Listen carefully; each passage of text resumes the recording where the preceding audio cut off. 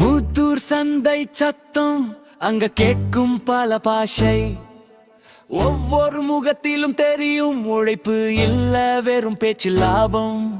மீன்பிடி வலை எடுத்து கடலுக்கு போற அண்ணன் திரும்பி வரும்போது கூடவே கொண்டு வருவான் உழைப்பின் எண்ணம்.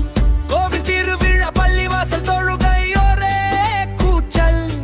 சண்டை இல்ல சச்சரவில்ல நாங்க ஒன்னா இருக்கூஞ்சல். பனையோலை கூடி செய்யல கதை கேட்டு வளர்ந்த தலைமுறை எங்க பாரம்பரியம். அது என்றும் மாறாத ஒரு செதுக்கிய சிலை.